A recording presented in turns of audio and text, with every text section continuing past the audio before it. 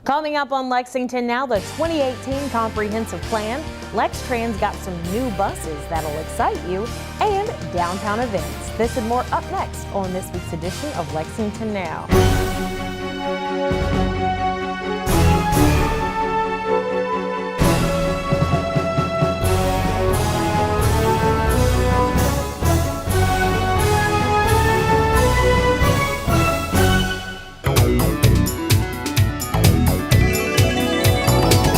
I'm Sherelle Roberts, and welcome to this edition of Lexington Now, where we take a look at the news that shapes your urban county government.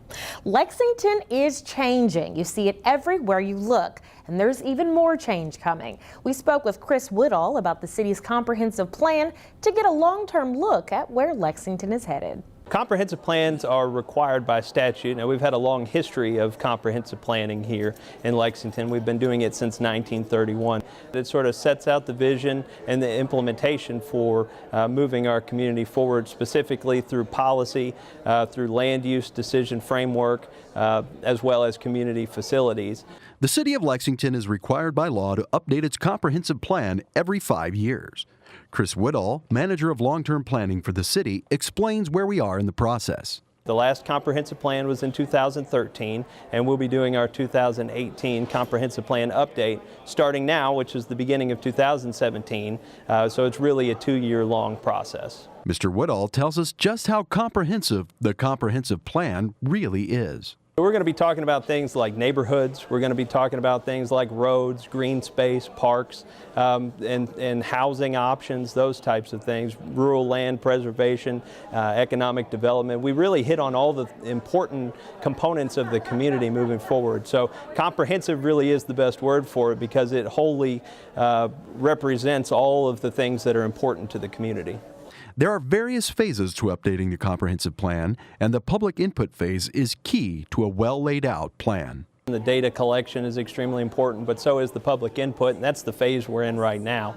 This is the plan that really sets out the vision for the community as we move forward, and so to know what the community visions for itself is extremely important as well. Mr. Woodall explains what happens after public input and data gathering are completed and what goes into the final decision-making process. We make a recommendation for, as far as the beginning stage, the goals and objectives. We make a recommendation to the Planning Commission. We work with them to get a good draft of the goals and objectives that they eventually recommend to the Urban County Council. And that's the first phase. The second phase, which is the implementation and elements of the plan, will come from the Planning Commission itself. So my role is to sort of organize and coordinate the efforts, work with our staff to provide the best information that we can, and give the Planning Commission and the Council a firm foundation from which to make their decisions. The last public input session for the comprehensive plan is Thursday, February 16th, but there are other ways to get involved, including the On the Table initiative coming up March 15th. For more information, visit imaginelexington.com. Well, you may have noticed some new and unusual looking buses driving around town recently. These are Lexington's new zero-emission Proterra electric buses. We spoke with the folks at Lextran to get an idea of how they work.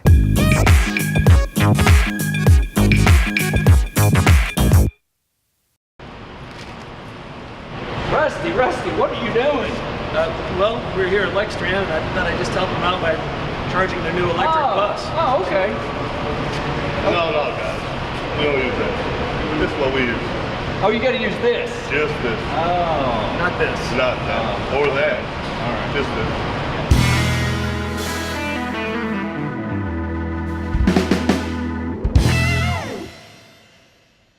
We visited Lextran headquarters to discuss the brand new Proterra battery electric buses. Lextran purchased 5 Proterra battery electric buses, 1 charging station, and 1 maintenance area charging system. Lextran plans to develop a centrally charged and operated system of electric buses running out of the downtown transit center, which serves the majority of the City of Lexington bus routes. We talked to Jim Barrett, the Director of Maintenance, and Carrie Butler, the General Manager at Lextran.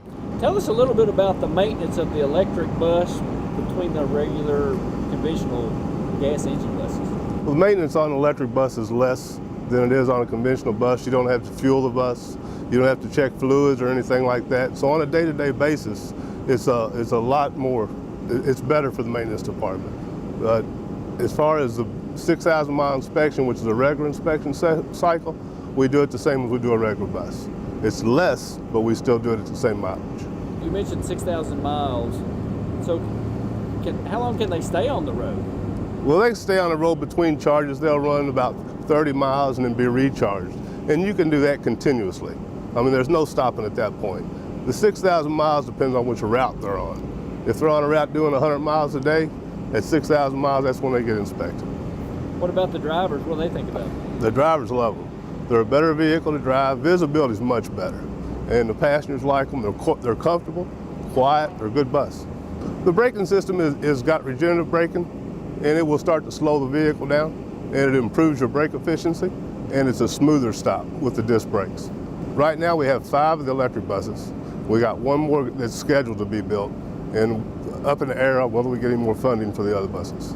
How many charging stations do you have around town? Right now, just 1. Just one. Can you tell us a little bit about that, how that works? The vehicle pulls in and starts to charge. It takes approximately 7 minutes. It's 350 kilowatt power. And then after it's charged, it's ready to go.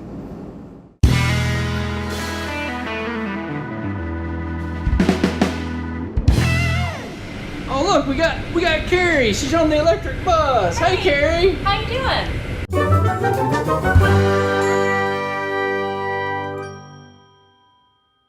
We applied for a low or no emissions grant, low-no is the term we use, and received funding for 5 electric vehicles, fully electric, zero emissions vehicles, and 1 en-route charging station. So took delivery of these in November, did some training, and they've been in service since January. Funny, what we've heard is that the vehicles are quieter than a diesel bus when they're en route, and people really enjoy the ride. They're very similar to a diesel bus. You wouldn't know that it's an electric bus if we didn't say it on the side.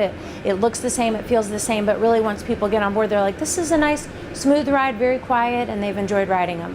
And the emissions between a diesel bus or an electric bus are pretty extraordinary. These are fully zero electric vehicles, so there are no emissions from the tailpipe. So the first time I got the chart to compare, I said, is this right? Is this a typo? And for particulate matter, volatile organic compounds, everything, it's zero. There's no emissions from the tailpipe. So if a passenger is boarding our bus, the charging station is on High Street. You can get on and off the vehicle. You can stay on board while it's charging. The type of technology is called conductive charging, but you wouldn't know what's happening if you were on board. We have grant funds for 1 more vehicle, and we will be applying as grant funds become available in the next year, or anybody who's willing to become a partner with us, we'd love to do that. If people want to find out more information about the electric buses or about Lexington services. Sure, you can go to Lexington.com. We also have a Twitter site, Facebook, any of the social media, and as we have the buses on more routes, we'll have more information available.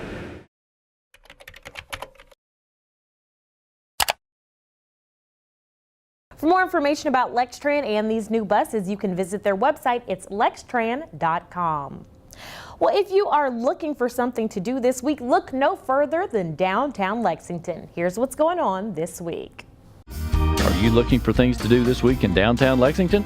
This Monday at Blue Stallion Brewing Company from 4 till 9 p.m. is Mission Monday Game Night, benefiting the local nonprofit Bluegrass Junior Women's Club. For more information, visit facebook.com/Bluegrass Juniors. And on Tuesday, it's Valentine's Day, along with the University of Kentucky Wildcats going up against the Tennessee Volunteers at 7 p.m. Then on Wednesday at Christ Church Cathedral is Living by Words, Kentucky Authors Speak featuring Margaret Verbal, starting at 7 p.m. For more information, visit ccclex.org. On Thursday at the Kentucky Theater is the one showing only of Bell Breezing and the Golden Age of the Bluegrass, starting at 7:30 p.m. For more information, visit kentuckytheater.com. Also this weekend at the Lexington Opera House is the performance of Broadway Live, Rodgers and Hammerstein's Cinderella, showing at various times. For more information, visit lexingtonoperahouse.com. If you're looking for something to do, downtown Lexington has it all. Visit downtownlex.com or find us on Facebook, Twitter, or Instagram. For more information about what's happening downtown, you can visit www.downtownlex.com. And coming up after the break, we'll tell you more about Lexington's new state-of-the-art 911 center. Welcome to Your Health, starring Your Hands. On today's show, washing your hands. If people don't wash their hands often, especially when they're sick, they can spread germs directly to other people or onto surfaces that others touch. And before you know it, everyone has come down with something.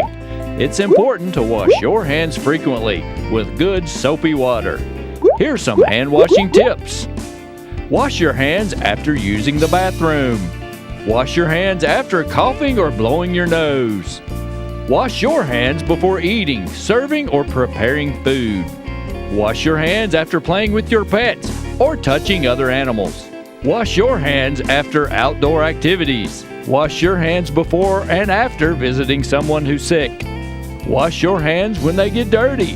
And wash your hands after changing those diapers. Thanks for watching Your Health, and remember, wash those hands frequently.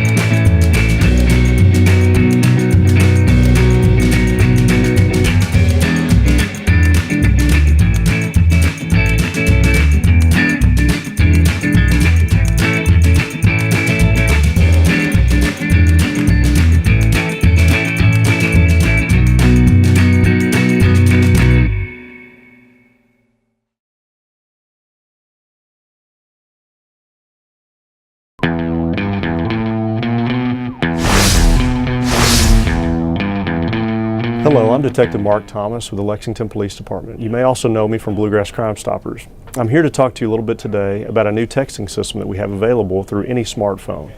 In the body of your message, you can text LexPD plus your tip to crimes. When you're submitting anonymous information, we ask that you include several things that would help us conduct the investigations more thoroughly, such as a person's name, their home address, possible license plate numbers, any other people involved, or why you think that they're conducting the type of activity that you believe that they are. All of those things, no matter how small you believe they could be, are relevant to the investigation. So please include those. So remember, you can send your anonymous tip information either through text, you can call the Bluegrass Crime Stoppers anonymous tip line at 859-253-2020, or you can go online to bluegrasscrimestoppers.com. Thank you.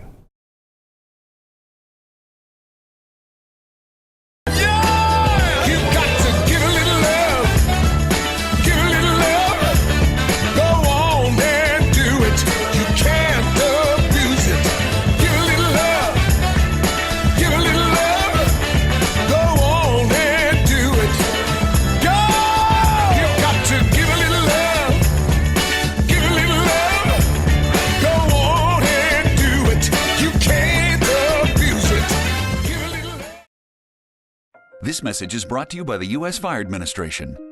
Have two ways out. When fire strikes, deadly smoke can fill your home within minutes. That's why the USFA wants you to plan and practice home fire drills. Draw a map of each level of your home showing all doors and windows. Discuss the map with everyone who lives with you. Practice your home fire drill at least twice a year. Make sure all doors and windows that lead outside open easily. Push the smoke alarm button to start the drill. Try feeling your way in the dark or with your eyes closed. Have at least 2 ways out of every room. If your first way out is blocked by fire or smoke, you can use your second way out. If there is smoke, get low and go. Crawl quickly under the smoke to your nearest exit. Close doors behind you and gather at a pre-planned outside meeting place where first responders can see you. Call 911. Remember, get out and stay out. Never go back inside for people, pets, or things. Learn more at www.usfa.fema.gov. Welcome back to the show. Lexington's new Public Safety Operations Center, or PSOC, continues to set the standard for regional emergency response. We took some time to talk with the employees of the new 911 center at the PSOC to get a feel for what the public can expect from them. Lexington Public Safety. The phones never stop ringing at Lexington 911. On a really busy day, 1,700 calls in a day is not uncommon. Enhanced 911 Director Robert Stack says more than 300,000 emergency calls come into 911 each year. Add to that about 300,000 more calls, which sound like this. Those are administrative calls for the police department and the fire department. This busy call hub has a new home. It's the Lexington Public Safety Operations Center, or PSOC. And with that new home comes new equipment. Well, what we've installed in this room is state-of-the-art dispatch equipment. 2 years ago, we installed a state-of-the-art radio system. And so this center has that radio system when we put a tower at this center directly behind the building. So we're tied to the county-wide radio system. For Lexington citizens, that means the best quality 911 service in our region. And it's needed because Lexington has dynamic issues. As 911 Supervisor Jonelle Patton says, those dynamic calls come in fast. Anywhere from domestic violence calls, loud party calls, injury accidents, things of that nature. But dealing with these stressful situations and being the first call for those in need makes the job worth it. It feels really good to know that you're helping people. Some jobs, you never know if you're making a difference. And in this role, you know you're making a difference to the people in the community. As Lexington continues to rapidly grow, so can the 911 staff at the PSOC. We have room for 12 call takers in this room, and we have space in here for 8 dispatchers, and right now we really actively use about 5 to 6 of those positions, so there's room for growth on the dispatcher, and typically we have 5 to 6 call takers, so there's room to add 6 more. We also pre-wired some of the surrounding offices so that they could become part of the dispatch floor someday in the future, so we try to future-proof this building. For more information about public safety and the new operations center, you can visit the city's website. It's lexingtonky.gov. Well, it is winter, although we haven't had too much to deal with in the way of severe weather yet. It's always good to be prepared, especially when we're talking about winter driving. Here are some tips you can use to stay safe. Hey everybody, I'm Randy at GTV3, and I'm out here at the Division of Emergency Management with John Bobell, or as we like to call him, JB at the office. That's right. But we're going to talk to you about winter safety tips, and he's going to talk to you about taking care of the engine. Well, taking care of the whole car and the engine is really important during the winter time, because it's when it gets cold. A lot of things happen that you don't want to have happen when you're driving down the road, especially when it's snowing or it's icy. So right after this, he's going to take us through some things on the engine and the vehicle. Mr. Gray, you're a bad banana with a greasy black peel.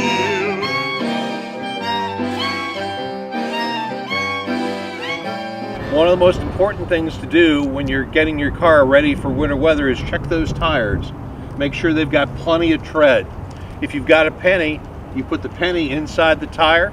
If you can see any part of Abe Lincoln's head, you might want to get those tires checked by a professional to see if you need new ones. If they're okay, make sure you check the tire pressure and make sure the tires are properly inflated. You don't want to be running on low tires during a weather emergency. What's the worst thing that can happen to you during winter weather? You get up in the morning, you put the key in the ignition, and it just clicks.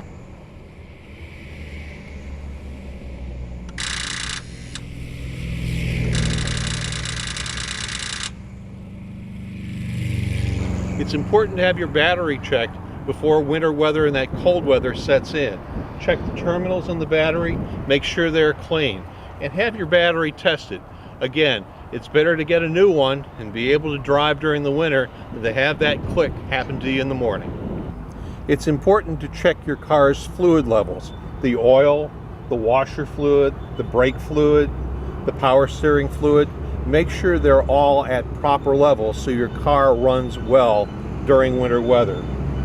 Now that we've checked the engine, a couple other things to check in the car. For example, your wiper blades. If you haven't changed these in a while, you need to think about getting new ones. They're not that expensive, and most auto repair stores will install them for free. A bad set of wiper blades just means you get streaky windows and you can't see during bad winter weather. Another thing to check, headlights, taillights, directional signals, make sure they're all working. If you've got a headlight or tail light out, not only is it dangerous for you during winter weather, but you could get a ticket. That's not something you want to get while you're trying to get ready for winter weather. One more thing to remember is make sure the horn works and make sure you have your brakes checked by a qualified professional. That may not be something you can do yourself, but it's important you make sure your brakes work during winter weather when it's going to take more time to stop that vehicle. For more information about emergency preparedness, visit our website, BeReadyLexington.com. We've got lots of information there about building a kit, making a plan, and being ready for when winter weather hits. It's not an issue of if, it's a question of when. And whether the forecast is good or bad, driving in school zones can be a tricky endeavor, especially when it's cold outside because we've got shorter daylight hours and the possibility of slick and icy conditions. So here are some tips that you can use to help keep students safe and yourself safe when you're driving through those school zones. Distractions are the #1 reasons for most collisions. And when you put children in the mix or pedestrians crossing the road in the mix, that distraction can cost a life. Lives are at stake every day on the roadway, especially in neighborhoods and around school zones. Recently, a grandmother and a 6-year-old were struck by distracted drivers in 2 separate incidents. Thankfully, no one died, but police are saying enough is enough. Put those cell phones down. Quit talking on the cell phone, quit texting on the cell phone, put all distractions away, whether it's putting on your makeup, drinking a cup of coffee, put everything away before you enter that school zone so you can give it 100% of your attention. To help drivers remember to follow the rules, Officer Alvin Cook says police have stepped up their efforts in school zones. One of the things we've done, school zones are properly marked with signage. The speed limit is reduced. A lot of times you'll see the speed limit signs flashing. Other times the signs say reduce your speed when children are present. So you kind of got to look out for children. But school zones aren't the only area of focus. New Circle Road and other high-speed thoroughfares are under the radar, as well as neighborhoods. Officers are using all of their resources to help drivers to remember the law. Some of those things have been, posting of new speed limit signs, making sure they're visible to the people, making sure they know the maximum speed on New Circle and the minimum speed. Also things of the nature of speed bumps that we put out in neighborhoods to get people to slow down. And if you aren't a speeder, there's a chance that you might be a little impatient about clearing off your windows of ice and snow in these cold weather months. Cook says this is something police are looking out for too. Not only clean your windshield off, but clean your side mirrors off, your side windows off, and your rear window off. Also, if you get a chance, dust the snow off the top of your car. Now, you think that may sound funny, but it helps the visibility of the person behind you. All in all, slowing down is important. Whether it's slowing down to clean ice and snow off your car or slowing down to follow the speed limit, it's important, says Cook. He says it could save you money and fines, and ultimately, it could actually save a life. Well, we've got quite a few meetings this week in City Hall, including the Planning and Public Safety Committee and the Council Work Session on Tuesday. You can watch these meetings live on GTV3 or streaming on our website, or you can watch any archive meeting and find a complete calendar of meetings and events at lexingtonky.gov. Well, that is all for this week's edition of Lexington Now. We'll return next week with more news from your urban county government. But in the meantime, you can keep up with what we're doing by following us on Facebook, Twitter, and YouTube. You can also get the latest about any traffic delays by following us on Twitter, also at LexRex. Or if you're someone who likes to see exactly what's going on with traffic, you can check out our live interactive cameras. They're online at lexingtonky.gov. For the staff and producers at GTV3, I'm Sherelle Roberts, and that's it for now.